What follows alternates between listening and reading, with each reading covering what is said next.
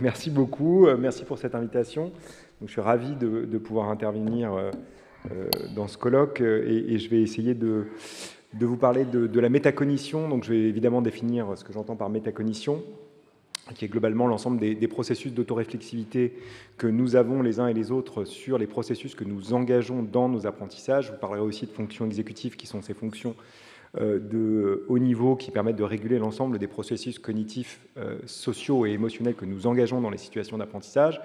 Je vais essayer de vous montrer en quoi ça peut constituer finalement des explications aux inégalités qui s'expriment dans le domaine des apprentissages et comment on peut essayer de jouer sur ces mécanismes en les enseignant très explicitement aux enfants et aux adolescents comme un vecteur potentiel de réduction des inégalités, même si vous verrez qu'on est à des stades de nos recherches qui restent finalement relativement exploratoires de ce point de vue-là. Donc c'est ce que je vais essayer de faire dans les 35 minutes que nous aurons ensemble, du temps de mon exposé, puis après je vous laisserai me poser les questions sur tout ce qui n'aura pas été clair sur ce que je vous ai présenté.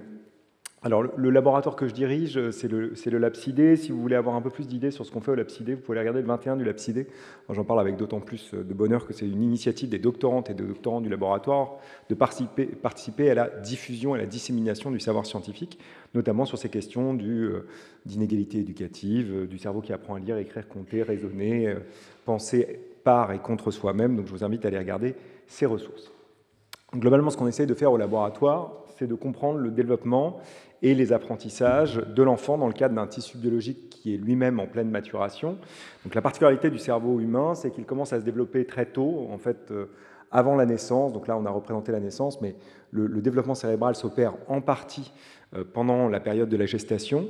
Et puis, l'autre particularité du cerveau humain, c'est qu'il se développe très longtemps ex utero, pendant plus de 20 à 25 ans, ce qui crée évidemment une fenêtre d'opportunité d'apprentissage extrêmement importante qui est propre à l'espèce humaine. C'est-à-dire que si vous comparez par rapport aux autres espèces, en comparaison, nos plus proches cousins, les grands singes, leur boîte crânienne se développe 4 fois et demi moins longtemps que la boîte crânienne humaine, donc ça peut nous laisser supposer que leur cerveau se développe pendant beaucoup moins longtemps. La particularité du cerveau en développement, je ne vais pas vous faire tout un cours sur le cerveau en développement, parce que ce n'est pas l'enjeu aujourd'hui, mais l'idée, c'est simplement de vous dire et de vous sensibiliser sur l'idée que pendant cette période de développement cérébral, le cerveau est particulièrement plastique. Alors ça veut dire quoi, plastique? Ça veut dire que au cours des apprentissages, quels qu'ils soient, ça peut être des apprentissages sensorimoteurs, des apprentissages beaucoup plus intellectuels et complexes et cognitifs, comme au cours des apprentissages scolaires fondamentaux,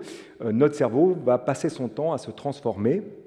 C'est ce qui permet l'acquisition de nouvelles compétences. C'est vrai, par exemple, y compris en dehors de cette période du développement cérébral, parce que la neuroplasticité persiste en dehors du développement cérébral, pendant laquelle, par exemple, c'est une des études princeps sur la neuroplasticité, une étude dans laquelle on a appris à des jeunes adultes à jongler pendant 3 mois. C'était des adultes qui ne savaient pas jongler, on leur apprend à jongler pendant 3 mois, et l'acquisition de nouvelles compétences, qui est la compétence de jonglage, s'exprime par des modifications de la structure de certaines régions cérébrales, par exemple dans les parties postérieures du cerveau, notamment dans le cortex visuel et plus particulièrement dans des régions qui sont impliquées dans votre capacité à suivre plusieurs objets en mouvement dans votre champ visuel, qui est typiquement une des compétences que vous développez au cours de l'apprentissage du jonglage. Donc c'est ça qu'on appelle la neuroplasticité, c'est-à-dire la plasticité qui s'opère dans le cerveau, pas uniquement à un niveau fonctionnel, au niveau des activités et des régions qui sont engagées au cours d'une même activité, mais également par la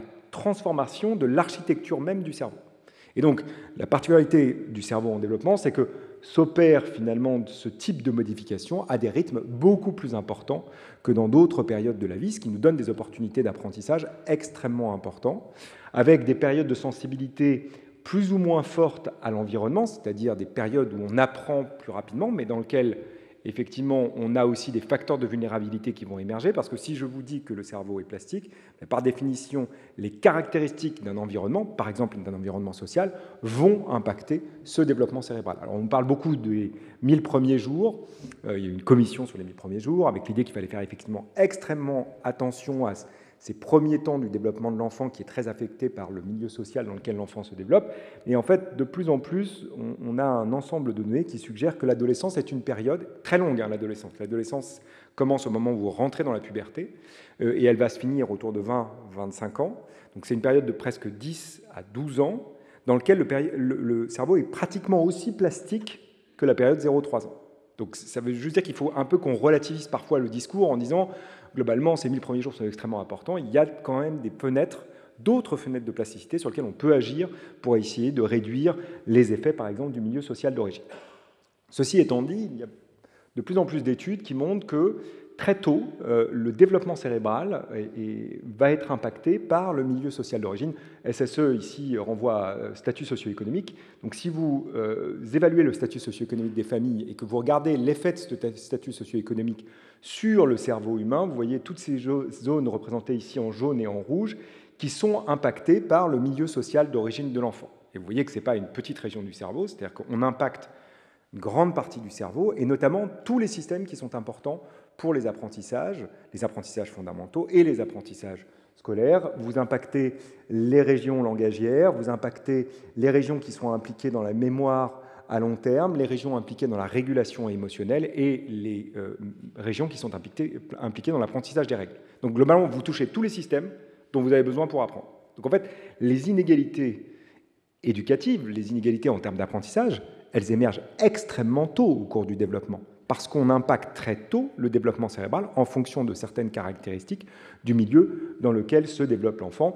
Ici, c'est des données qui portent sur des enfants à 4 mois après la naissance. Donc 4 mois après la naissance, vous avez déjà des divergences des courbes de développement cérébral en fonction du milieu social d'origine. Alors, c'est évidemment pas la catégorie socio-professionnelle qui produit ça, c'est les caractéristiques inhérentes au milieu qui sont plus ou moins prévalentes dans ces catégories sociales. Donc, par exemple, on sait que quand vous êtes issu d'un milieu populaire, vous êtes plus soumis à du stress chronique. Le stress a des effets sur une hormone que vous connaissez qui est le cortisol. La particularité du cerveau humain, c'est que vous avez des récepteurs au cortisol, notamment dans les régions qui sont représentées ici en rouge et en jaune. Donc l'augmentation du stress chronique augmente le taux de cortisol qui vient se fixer sur le cerveau et qui affecte le développement cérébral. C'est vrai aussi de la qualité du sommeil. Si vous vivez dans des environnements plus exigus avec plus de personnes au mètre carré dans un appartement, par définition, vous allez avoir des interférences sur le sommeil des enfants et ça aura des impacts sur le développement cérébral et notamment sur la plasticité, les mécanismes de plasticité, en particulier ceux qui s'opèrent pendant le sommeil, qui sont les mécanismes importants pour la mémorisation des informations et en particulier la consolidation des informations. Donc on voit bien comment ça peut avoir un impact direct sur les apprentissages des enfants et sous-tendre finalement les inégalités éducatives et les inégalités scolaires que nous observons très tôt au cours de la scolarité. C'est ce que je vais essayer de vous montrer, notamment sur des données administratives. L'autre aspect du sommeil, c'est que ça va aussi impacter de façon globale le développement du cérébral de l'enfant. Et puis la dernière chose, alors c'est intéressant, c'est finalement, on en revient au capital culturel de Bourdieu, c'est-à-dire qu'en fait, la stimulation cognitive de l'enfant, le fait qu'il puisse avoir accès à des ressources culturelles et un certain nombre de ressources de type ludique, le fait que ses parents vont jouer avec lui, tout ça va stimuler le développement cérébral. Donc on voit aussi que le fait, par exemple, le nombre de livres à la maison, on le prend souvent comme ça a un effet sur, par exemple, l'apprentissage du langage écrit, mais en fait ça a un effet sur l'apprentissage du langage écrit parce qu'en fait ça a un effet sur le cerveau qui lui-même va créer des opportunités ou des vulnérabilités d'apprentissage dans ce domaine-là. Tout ça s'observe effectivement comme ces inégalités du milieu social, les caractéristiques de ces milieux sociaux ont un impact sur le cerveau en développement. Très tôt, on voit apparaître des inégalités, notamment dans des compétences préacadémiques qui sont extrêmement prédictives de votre capacité, par exemple, d'acquérir un outil culturel comme la lecture. Si vous regardez en fonction du milieu social d'origine le nombre de mots qui a été adressé en fonction du milieu social d'origine, en jaune, ici, vous avez des milieux sociaux favorisés, en bleu, vous avez des milieux sociaux défavorisés. Je vais aller un peu vite, je prends deux grandes catégories, les deux extrêmes de la distribution. Globalement, à 36 mois, l'enfant qui vient d'un milieu social favorisé, on lui aura adressé en cumulatif 35 millions de mots. Quand il vient d'un milieu social défavorisé, c'est 10 millions de mots. Donc il y a un gap, il y a un décalage de 25 millions de mots. qui est évidemment très complexe à compenser dans les 3 années de la maternelle, puisque c'est un peu ça l'enjeu de la maternelle, c'est de travailler sur la dimension du langage oral. Mais vous voyez bien que 25 millions de mots, c'était extrêmement difficile à compenser. Et ça a un impact direct sur le nombre de mots. Encore une fois, je prends 36 mois, parce que c'est l'entrée à la maternelle, en tout cas en France, où l'école est obligatoire à partir de 36 mois. Vous avez, pour les milieux sociaux favorisés, à peu près 1100 mots dans le vocabulaire de l'enfant. C'est 525 pour les milieux sociaux les plus défavorisés. Donc il y a déjà 600 mots de décalage. Et la différence ne va faire que s'accroître au cours du temps. Et la problématique que ça pose pour l'école, c'est que ce qui est un prédicteur, un très bon prédicteur de votre capacité à être un bon lecteur, c'est évidemment votre capacité, et l'école insiste beaucoup dessus en ce moment, sur votre capacité à reconnaître des lettres, des mots, c'est ce qu'on appelle les capacités d'association grapho-phonémique entre la façon dont on écrit les sons et les sons de la langue, mais il y a un énorme bloc de compétences qui est très prédictif de votre capacité à bien apprendre à lire, c'est votre compréhension du langage oral. Donc, globalement, si vous avez des différences en termes de milieu socio-économique sur l'apprentissage du langage oral, je dirais de facto, vous allez avoir des effets d'inégalité dans le domaine du langage écrit. Donc il n'y a rien de surprenant à ce que, quand on regarde les évaluations nationales, en France, 6 mois après l'entrée en CP, il y ait des différences en termes de qualité de l'apprentissage du langage écrit. D'une certaine manière, c'est écrit, puisque vous avez déjà 600 mots de différence dans le vocabulaire de l'enfant en fonction de son milieu social d'origine. Alors, qu'est-ce qu'on peut faire? Parce que là, c'est le constat, et ce qu'on essaye de faire en partie dans un laboratoire comme le mien, c'est de dire, outre le constat, qu'est-ce qu'on a comme levier d'action? Donc, il y a d'autres laboratoires qui essayent de travailler sur cette question-là. Il y a notamment des laboratoires qui essayent de travailler sur l'environnement extrascolaire, parce que je crois qu'on vous a dit ça ce matin, mais si l'enfant passe 15% de son temps éveillé à l'école, par définition, il faut jouer sur les autres environnements dans lesquels l'enfant va vivre, et notamment sur l'environnement extrascolaire. Donc ça, c'est un dispositif qui a été testé aux États-Unis, dans la ville de Chicago, en interaction et en collaboration forte avec la communauté, avec les communautés locales, notamment dans des quartiers type quartier politique de la ville, dans lequel les chercheuses ont essayé de transformer un certain nombre d'abribus en espaces d'apprentissage ludique. Donc l'idée, c'est de dire il y a du mobilier urbain qui sert globalement à rien, enfin si, à se protéger de la pluie et ainsi de suite, mais globalement, on va le réutiliser pour créer des espaces de jeu qui vont avoir comme finalement enjeu principal d'essayer de favoriser les interactions langagières entre les adultes et les enfants. C'est ça qu'on essaye de viser. Et globalement, on vise non seulement des activités ludiques pour développer le langage, mais aussi ce jeu dont je vais vous parler juste après, des fonctions de haut niveau qu'on appelle les fonctions exécutives, qui sont des fonctions qui sont extrêmement prédictives des capacités d'apprentissage des enfants. Donc c'est des fonctions de très haut niveau que je vais définir juste après. Et globalement, ce que montre cette étude, quand on compare à des terrains de jeu témoins, c'est-à-dire des abribus témoins, on a plus d'interactions parents-enfants par rapport aux terrains de jeu témoins, plus de communication enfant-adulte, et on améliore de 2 à 36% les capacités langagières des enfants, notamment dans le cadre des relations spatiales et des nombres. Donc c'est un peu spécifique, mais pour autant, on a quand même des effets leviers d'un dispositif en dehors de l'école qui peut participer à une réduction certes légère, mais en tout cas présente, des inégalités dans le domaine de l'apprentissage du langage oral, circonscrit ici aux relations spatiales et au nombre. Alors, qu'est-ce que sont ces fonctions exécutives et pourquoi on s'intéresse autant aux fonctions exécutives dans les laboratoires de psychologie du développement? Les fonctions exécutives, en gros, on peut les subdiviser en 3 fonctions exécutives principales. L'inhibition, sur laquelle a beaucoup travaillé Olivier Houdet, sur lequel on est très connu au laboratoire, la mémoire de travail et la flexibilité cognitive. Globalement, c'est des fonctions qui sont hébergées dans votre cortex préfrontal et qui vont réguler l'ensemble des autres fonctions cognitives, sociales et émotionnelles de votre cerveau. Et c'est pour ça qu'elles ont un rôle extrêmement important dans les apprentissages des enfants. L'inhibition, c'est typiquement la capacité à faire preuve de retenue, sortir de nos routines ou traiter une information bien spécifique sans tenir compte des autres informations présentes dans notre environnement. Donc c'est ce qui va sous-tendre, par exemple, notre capacité à focaliser notre attention sur une information pertinente dans une scène dans laquelle il peut y avoir un certain nombre de distracteurs. Mais c'est aussi la capacité que nous avons à développer une pensée critique. C'est-à-dire que la pensée critique, elle est basée en partie sur notre capacité d'inhibition, c'est-à-dire de pouvoir aller contre nos biais, nos opinions pour pouvoir traiter finalement les faits. Et puis, c'est aussi une fonction exécutive qui nous permet de nous adapter au changement de notre environnement et d'exercer notre libre arbitre. Donc ça, c'est la première. La seconde, c'est la mémoire de travail. C'est typiquement la mémoire à court terme que nous utilisons dès que nous sommes dans une situation de résolution de problème. Ça nous permet de maintenir des informations et de les manipuler pendant quelques dizaines de secondes pour trouver la solution d'un problème. Donc, typiquement, quand on demande à un élève d'effectuer une opération arithmétique de tête, c'est précisément ce qu'il fait. Il va activer des informations, manipuler ces informations en utilisant différents types de stratégies. S'il n'a pas encore stocké en mémoire à long terme ce fait arithmétique, et ça lui permet de produire une réponse parfois qui est juste, parfois qui est erronée. Mais c'est cette fonction exécutive qui permet ça. Et puis la dernière, c'est la flexibilité cognitive. C'est la capacité à changer d'activité, à changer finalement de stratégie en fonction de la consigne qui nous est donnée. Donc c'est extrêmement important parce que c'est ce qui va sous-tendre notre capacité d'adaptation. Sans flexibilité cognitive, on ne peut pas s'adapter à des changements dans notre environnement. Pour vous démontrer qu'il y a un enjeu à travailler sur ces fonctions exécutives, je vais juste vous montrer des données qui sont analysées par l'une de mes doctorantes, Margot Rémo, qui est en thèse au ministère de l'Éducation nationale, notamment à la direction de l'évaluation de la prospective et de la performance, et qui a donc accès à un certain nombre de données administratives, et notamment d'un panel qui a été lancé maintenant il y a 4 ans à peu près, qui est le panel de la maternelle, qui va suivre 30 000 enfants à partir du moment où ils sont rentrés dans le système éducatif, en petite section de maternelle, jusqu'à leur sortie du système éducatif. Et l'intérêt dans ce panel, c'est qu'on a pu intervenir à temps et pas simplement évaluer le langage oral et les compétences, je dirais, de numératie des élèves, les compétences pré-mathématiques, on va dire, de ces élèves, leur compréhension du nombre. On a aussi pu évaluer les fonctions exécutives, donc ces 3 fonctions dont je viens de vous parler.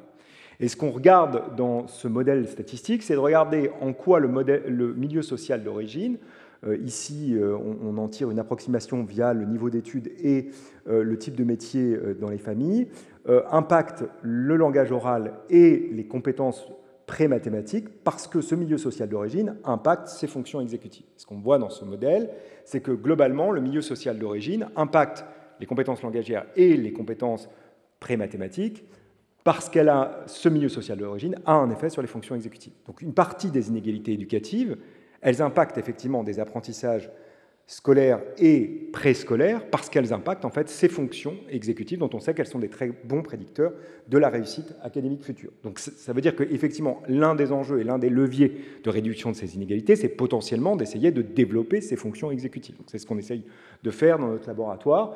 Juste pour vous montrer qu'on est en train de montrer aussi que ces facteurs d'inégalité, ils ne sont pas restreints au milieu social d'origine, ils s'expriment dès l'entrée en maternelle. On parle d'enfants qui viennent de rentrer depuis 4 mois à la maternelle. Ils ont en moyenne 42 mois.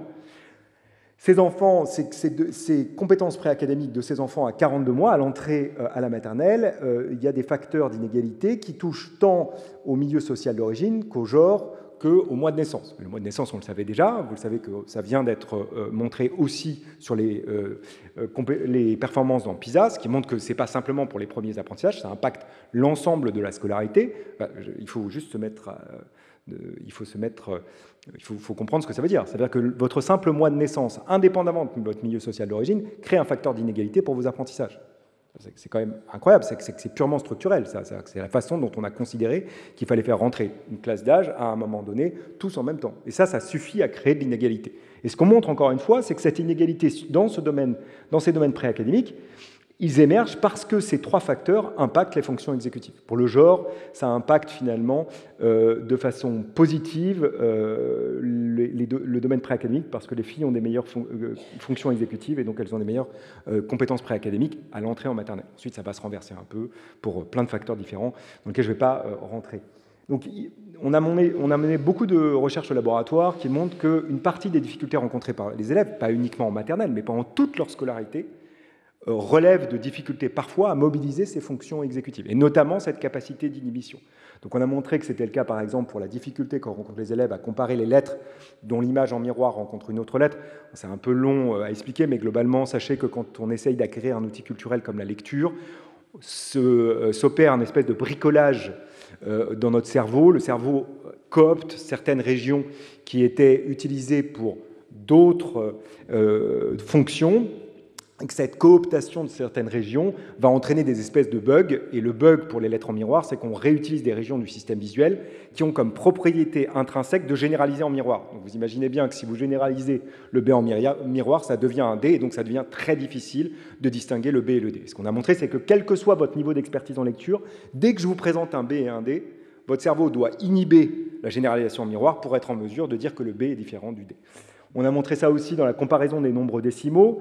Quand vous demandez à des élèves de comparer 1,4 à 1,342, ils ont tendance à vous dire que 1,4 est plus petit qu'1,342 parce qu'ils utilisent une stratégie automatique qui consiste à dire plus il y a de chiffres après la virgule, plus le nombre est grand. Ce qui est intéressant, c'est que cette stratégie, elle s'est mise en place dans un apprentissage antérieur. C'est au moment où on leur demandait d'apprendre à comparer des nombres entiers. Les enseignants leur apprennent bien à comparer les unités, les dizaines, les centaines, les milliers. Ce n'est pas du tout ce que fait leur cerveau. Leur cerveau a détecté une régularité, et donc à chaque fois que le nombre est plus grand, comporte plus de chiffres, il considère que le nombre est plus grand. Et il transfère dans ce contexte-là, et donc ça ne fonctionne pas. Bon, simplement pour vous dire qu'on l'a montré aussi dans le domaine d'erreurs en orthographe, les erreurs d'attraction de type « je les pilote » avec les élèves qui mettent un S à pilote parce que le verbe prend une forme nominale, et parce qu'il prend une forme nominale, il y a une erreur d'attraction qui s'opère. Là, c'est intéressant parce que c'est une erreur et un automatisme qui s'est créé dans une interaction de tutelle. C'est souvent quelqu'un qui leur a dit. Il leur a dit, écoute, c'est simple, pour ne pas oublier la marque du pluriel sur les noms, quand il y a les, tu mets un S au mot qui suit. Catastrophe. Parce que ça crée un automatisme, et comme c'est un automatisme, il se déclenche de façon extrêmement rapide, de façon quasiment irrépressible, et donc ce que doit apprendre l'enfant dans ce contexte-là, c'est à inhiber. C'est à inhiber cet automatisme qui s'est construit dans des années antérieures de la scolarité. C'est simplement pour vous montrer très concrètement comment ces fonctions exécutives, finalement, ont un impact sur les difficultés rencontrées par les élèves. Sachant que tout ça est totalement aveugle pour les enseignants. Ils n'ont jamais entendu parler des fonctions exécutives, sauf ceux qui ont eu la chance d'entendre parler soit Olivier Houdet, soit des membres du laboratoire. Et donc, ça fait quelques années qu'on essaie de voir est-ce que ça a du sens d'essayer d'entraîner ces fonctions exécutives. Indépendamment de la réduction des inégalités éducatives, est-ce qu'on peut amener les élèves à mieux apprendre si on développe leurs fonctions exécutives? Et on a essayé plein de choses différentes. Une des choses qu'on a faites, dans une démarche de recherche collaborative et participative, on utilise une plateforme en ligne qui s'appelle lea.fr, dans laquelle il y a 200 000 enseignants qui sont inscrits, plateforme qui est portée par les éditions scolaires Nathan. Et dans ce cadre-là, on fait de la recherche collaborative étape par étape avec des enseignants. Donc on leur explique pourquoi c'est important pour évaluer l'efficacité d'un dispositif pédagogique d'utiliser un groupe témoin, un groupe contrôle. Pourquoi c'est important de faire une évaluation avant et après l'intervention. Pourquoi la méthode expérimentale nous permet d'établir des liens de causalité. Et puis ensuite, on construit avec eux des projets de recherche. Ici, le projet de recherche était très simple. On leur a demandé simplement que dans la moitié de leur classe, ils fassent jouer aux enfants à des petits jeux du type 1, 2, 3 soleil, Jacques a dit, ni oui ni non, des petits jeux des petits jeux de société. Et tous ces jeux, ils ont une particularité, c'est ils requièrent de l'inhibition. Typiquement, dans 1, 2, 3 soleil, quand je me retourne, je dois arrêter de bouger. Quand je joue à ni oui ni non, je dois casser l'association systématique entre une question et la réponse oui ou non. Et ainsi de suite. Et puis jouer à d'autres types de jeux qui développaient d'autres types de compétences. Et puis on a évalué à l'aide d'un test extrêmement classique en psychologie leur capacité d'inhibition. Ici, c'est un test un peu particulier dans lequel il faut identifier la couleur de l'encre dans laquelle on a écrit chacun de ces mots. Donc c'est difficile parce que rouge est écrit en vert, donc on a très envie de dire rouge alors qu'il faut dire vert. Donc typiquement, ça teste votre capacité d'inhibition. Bon, pour aller très vite, ce qu'on voit, c'est que dans le groupe expérimental, celui qui a joué à des jeux 1, 2, 3 soleil, Jacques a dit, ni oui, ni non, il progresse un peu plus entre le pré-test et le post-test que le groupe contrôle. Donc, on a effectivement comme première donnée qu'on peut jouer et construire des situations ludiques qui permettent de développer les compétences d'inhibition. La vraie question, c'est est-ce qu'on obtient un transfert aux compétences scolaires? La réponse est non, ça ne marche absolument pas. C'est-à-dire qu'on n'a aucun effet sur tous les domaines que je vous ai présentés. Donc, ils deviennent très bons pour avoir une bonne fonction inhibitrice, mais en soi, ça ne se transfère pas aux apprentissages scolaires fondamentaux, ceux que je vous ai présentés tout à l'heure. Donc on a eu une deuxième approche avec une autre de mes doctorantes, Marie Létang, toujours en utilisant cette plateforme. On s'est dit, mais en fait, ce qu'on va essayer d'aller faire, c'est avoir des approches beaucoup plus métacognitives. C'est-à-dire qu'on va aller amener l'élève à comprendre ce qui produit une erreur dans ce contexte-là. Donc, par exemple, on sait qu'il y a énormément d'erreurs qui s'expriment quand on demande aux élèves de résoudre des problèmes du type Pierre a 10 billes, il en a 5 de plus que Farah, combien de billes Farah a-t-elle? La réponse massive des élèves en cycle 2, cycle 3, c'est vous répondre que Farah a 15 billes. Parce qu'ils entendent plus dans l'énoncé du problème, et à partir du moment où ils ont entendu plus, ils font une addition. Et progressivement, par répétition de la règle dans ce contexte-là, péniblement, ils arrivent à déplacer cette erreur systématique. Et donc, on a juste essayé une stratégie pédagogique un peu différente.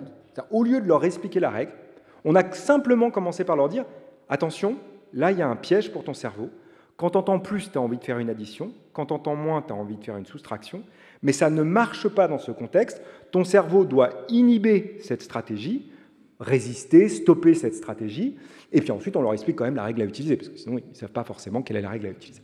Et on a comparé deux stratégies en classe. Nous, on n'a aucun effet d'intervention sur ce qui se passe dans la classe. En gros, on donne des stratégies, on forme les enseignants à utiliser ces stratégies, ensuite, ils utilisent la stratégie qu'ils veulent dans leur classe. Donc, soit une stratégie qui vise à essayer de faire la lumière sur les stratégies qui sont utilisées, notamment la stratégie automatique qui vient interférer avec la stratégie logico-mathématique à utiliser dans ce contexte-là, soit une stratégie beaucoup plus classique qu'on observe dans toutes les classes qui consiste à réexpliquer la règle à utiliser dans ce contexte-là.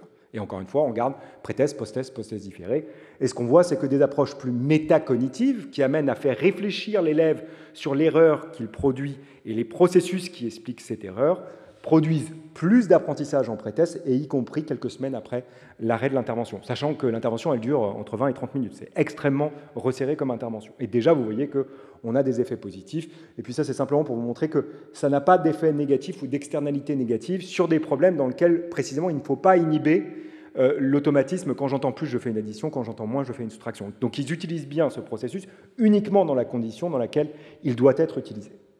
Donc, ça nous a amené finalement à nous dire, mais finalement, ce qu'on devrait essayer de développer chez les élèves, c'est ces capacités de métacognition. Est-ce que ça pourrait pas être un vecteur potentiel de réduction un peu des inégalités éducatives, surtout si on commence très tôt et qu'on essaye de les enseigner dès la maternelle. Donc c'est un peu ça l'objectif des projets de recherche qu'on mène en ce moment.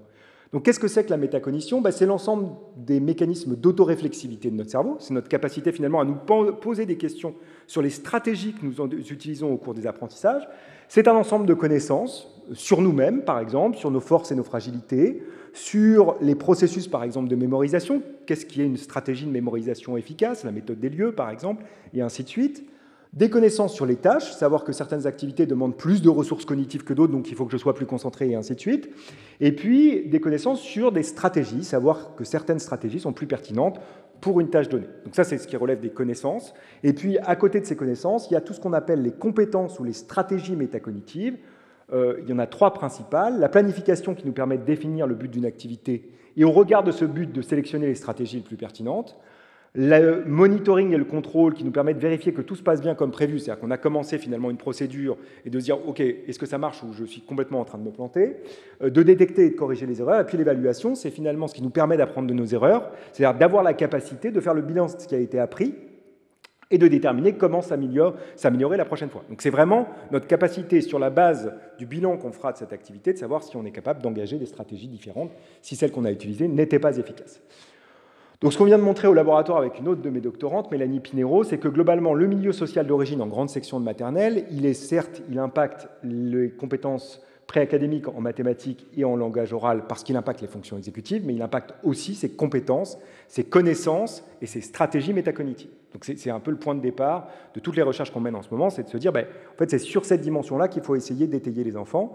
Et donc on essaye différents types d'approches. On a en ce moment un essai contrôlé randomisé qu'on mène avec Carlo Baron de Sciences Po et Élise Huiry de l'Université Dauphine, dans lequel on essaye de voir si on peut essayer de développer, de sensibiliser les parents sur l'enjeu de ces compétences métacognitives et de ces fonctions exécutives, en envoyant chaque semaine des petites vidéos qui durent entre 3 et 5 minutes. Et dans cette petite vidéo, on explique aux parents finalement pourquoi c'est important de travailler la métacognition, pourquoi c'est important de travailler les fonctions exécutives, et on leur donne potentiellement des petites activités qu'ils peuvent faire à la maison. Donc globalement, ce n'est pas plus compliqué que ça. On en envoie 17 pendant l'intervention. L'intervention se déroule sur une vingtaine de semaines. Et puis on évalue les pratiques parentales avant et après l'intervention, on évalue les compétences des élèves, notamment dans le domaine de la métacognition et des fonctions exécutives, et puis un jour, nous aurons accès aux évaluations nationales de l'ADEPE et on pourra suivre ce dispositif. Je dis ça juste parce que ça prend un peu de temps pour signer les conventions, mais on va y arriver. Donc on aura l'impact sur les trajectoires de ce point de vue-là. Simplement pour vous dire que on est toujours en train de décortiquer les données de ce RCT, on est encore en cours, mais globalement les premières données qu'on a, c'était simplement parce qu'on parle de pratique parentale ici, et stratégie éducative des parents, simplement montrer que certaines pratiques parentales ont des effets sur le développement de la métacognition. Donc on regarde les mêmes modèles que tout à l'heure. Est-ce que le milieu social explique une compétence? Est-ce qu'elle l'explique parce qu'elle a un impact sur des pratiques spécifiques? Donc le milieu social d'origine a des impacts, vous le savez, sur des types de stratégies permissives ou autoritaires de parentalité, et ça a des impacts sur la métacognition, de la même manière que les activités avec les enfants ont des impacts sur la métacognition, parce que pour être très clair, quand vous demandez à un enfant quand vous faites avec un enfant un puzzle, vous travaillez sa métacognition. Si vous lui dites « Ah non, non, non, mais regarde, il ne faut pas faire juste de laisser-erreur. Si tu commences, regarde, par les coins, et puis après, tu fais les côtés avant de commencer le... » Vous êtes en train d'étayer sa métacognition. Vous lui enseignez de façon très explicite des stratégies d'apprentissage efficaces, et qu'il a ensuite la capacité, évidemment, de transférer dans d'autres situations. Et puis, c'est ce que je venais de vous dire, en jouant, on développe certaines briques de base des apprentissages et ça permet de se transférer. Bon, simplement vous dire qu'on n'a pas beaucoup d'effets, mais aussi parce que le taux d'engagement n'est pas optimal dans ce type de situation. Bien qu'on envoie les vidéos directement par SMS, on a 3 petits SMS qui rappellent qu'une vidéo a été envoyée, mais pour autant c'est extrêmement complexe d'avoir l'engagement des parents dans ce type de contexte. Les premières données, encore une fois, extrêmement préliminaires, je ne mettrai pas ma main à couper que ça va survivre à l'ensemble des analyses que nous ferons, c'est qu'on a quand même un domaine dans lequel on a un transfert, c'est sur les fonctions exécutives. Donc ça n'a pas complètement rien produit. Et si ça produit des effets sur les fonctions exécutives, alors potentiellement, ça peut être un axe de réduction des inégalités éducatives. Et puis je vais finir sur le dernier projet qu'on est en train de mener, qui est un projet à Marseille, qui est un projet d'abord petite échelle, mais qui est en train de monter à l'échelle, qui est un projet qui a été porté par Mélanie Pinero et Lise Brunet, dans lequel on a réussi à récupérer 18 heures de formation des enseignants de maternelle. Donc on a récupéré ces 18 heures de formation, et notre enjeu, ça a été de former les enseignants à utiliser des pratiques et des gestes professionnels autour de la métacognition quand ils enseignent le langage oral et les mathématiques à leurs élèves de moyenne et de grande section de maternelle. Donc encore une fois, c'est un essai, on va dire, expérimental. Il y a 23 professeurs qui sont formés, 20 professeurs qui servent de groupe contrôle. On évalue les pratiques pédagogiques dans les classes, c'est-à-dire qu'on va dans les classes faire de l'observation des pratiques pédagogiques avant et après la formation, et puis on évalue évidemment des compétences liées à la métacognition des élèves, et ainsi de suite, et à leurs compétences dans le domaine du langage oral et des mathématiques. Alors voilà le type de questionnaire qu'on utilise pour les élèves pour évaluer la métacognition. Réfléchit au matériel et aux conditions dont il ou elle aurait besoin pour réaliser l'activité.